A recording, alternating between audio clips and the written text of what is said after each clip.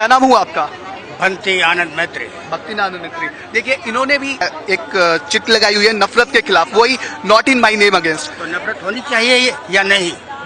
मैं आपसे पूछना चाहता हूँ, नफरत होनी चाहिए या नहीं? किसके प्रति नफरत? इंसान के प्रति नफरत।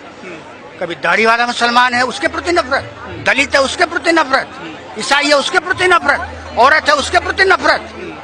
अपने बच्चों के साथ नफरत क्यों नहीं करते? पराये के साथ नफरत होगी। कौन अपना, कहाँ से शुरू होता है अपना और पराया? कौन सी लाइन है वो? कहाँ से पराया शुरू हो जाता है? फिर नफरत तो नफरत ही है।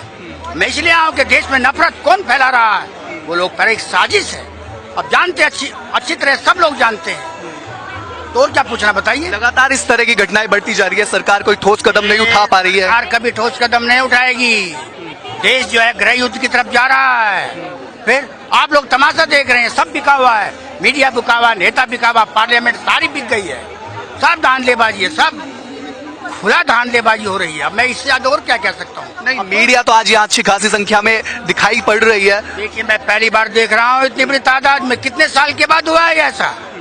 अब से पहले कितनी बार देखा गया कि सारे मीडिया वाले आगे, क्योंकि एक मीडिया वाले ने बोला था इसलिए आगे सारे के सारे। इतनी एट्रोसिटीज होती है, कहाँ जाते हैं? 2 लाइन में नहीं छापते। फिर मीडिया कवरेज तो करती है, लेकिन दिखाए भी तो सही। मीडिया कवरेज करती है लेकिन दिखाती नहीं है चैनलों के ऊपर। हमारी मीडिया से अपील है कि जो हकीकत है उसको चैनलों पे दिखाए। अपने सरकार के दबाव के अंदर आके किसी भी तरह का कदम ना उठाए मीडिया। अपनी मीडिया को पूरी आजादी है अपनी बात कहने की। हमारी इस मीडिया से अपील है कि जो आज मुल्क के अंदर हालात बने हुए हैं, बेगुनाहों को कत्ल किया जा रहा है, कोई अपने घर जा रहा है, किसी को रास्ते में जो कहीं जा रहा है उसको आज गौ हत्या के नाम पर उनको बेगुनाहों को कत्ल करा जा रहा है।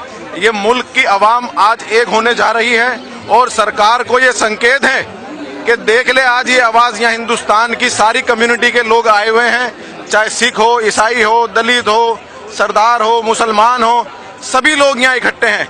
तो आने वाले दिनों के लिए सरकार के लिए कि अच्छे संकेत नहीं है कि सरकार अपने जिस पावर पे बैठी है वो हटने वाली है। ये बात समझ ले सरकार बिल्कुल। और हिंदुस्तान की जितनी सेकुलर ताकत है वो एक होने जा रही है आज।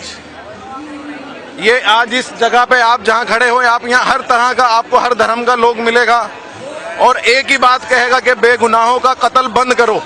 इसके लिए सरकार को एक ठोस कदम उठाना चाहिए कि जिसके अंदर कोई भी व्यक्ति हो, किसी भी बेगुनाह का कत्ल करता है, उसके लिए सख्त से सख्त कार्रवाई की जाए। हमारी यही एक अपील है सरकार से भी। लेकिन आप यहाँ मोब लिंच की इस तरह की जो घटनाएं उनके खिलाफ नहीं विरोध दर्ज कराने के लिए आई है, तो जो आपका ये the lynch map of India, तो इसके बारे में आपका मतलब क्या कहना है कि लगातार जिस तरह से इसमें घटनाओं के बारे में दिखा गया है और आप इस बारे में जानती भी है, तो आपको क्या लगता है कि लगातार ये घटनाएं बढ़ती जा रही हैं? और आपने लिखा है कि सिंस 2015, तो इस तरह से जो ये घटनाएं हैं, क्या कहना है आपका? ये बढ़ रही है या नहीं बढ़ रही बात वो नहीं है। एक पैटर्न दिख रहा है पिछले कुछ महीनों में कि एक कम्युनिटी या माइनॉरिटी कम्युनिटीज टारगेट हो रही हैं और ये ट्रेंड बहुत डेंजरस है। अगर ये पहले भी हो रहा था तो बेशक पहले भी हुआ हो, अभी अगर हम इसके बारे में बात करें तो अच्छी, दैट्स अ गुड थिंग। क्योंकि मैं कंपैरिजन्स में नहीं जाना चाहती, क्योंकि फिर उसका हमेशा एक आर्ग्यूमेंट होता है कि पहले ये हुआ, पहले वो डिबेट में बात चली जाएगी, उसका कोई रिजल्ट नहीं निकल पाएगा। हुआ होगा ठीक है, पर अभी अगर लोग आउटरीच कर रहे हैं उसके बारे में तो वो बहुत अच्छी चीज है।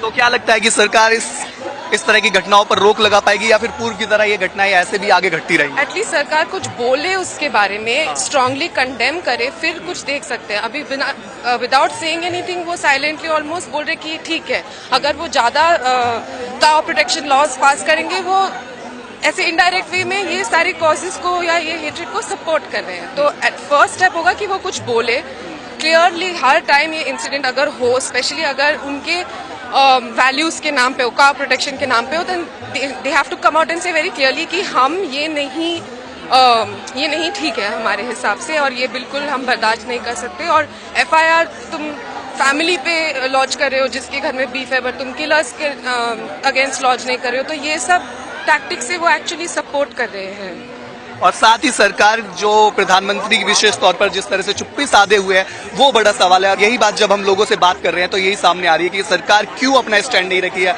और इस तरह की घटनाओं को क्यों कॉन्डेमन नहीं कर रही है, क्यों इसके खिलाफ एक्शन नहीं ले रही है और क्यों इस बारे में नहीं बात कर रही है। और भी हमारे साथ कुछ महिलाएं, उनसे बात करेंगे और जानने की कोशिश करेंगे। ये देखिए, कुछ बच्चियों के पास एक बैनर लगाया हुआ है, नॉट इन माई नेम। तो यही कैंपेन के बारे में ये पोस्टर है और 4 बच्चियां हैं। देखिए, आप देख सकते हैं कि काफी छोटी है, लेकिन लगातार जिस तरह से घटनाएं देश में घटती जा रही है कहीं ना कहीं ये समझती है।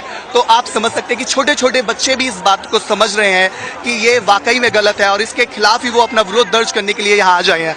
क्या नाम है आपका? पूजा। पूजा। तो आज आपका जो ये पोस्टर है, क्या इसका मतलब है, क्यों आपके हाथ में है?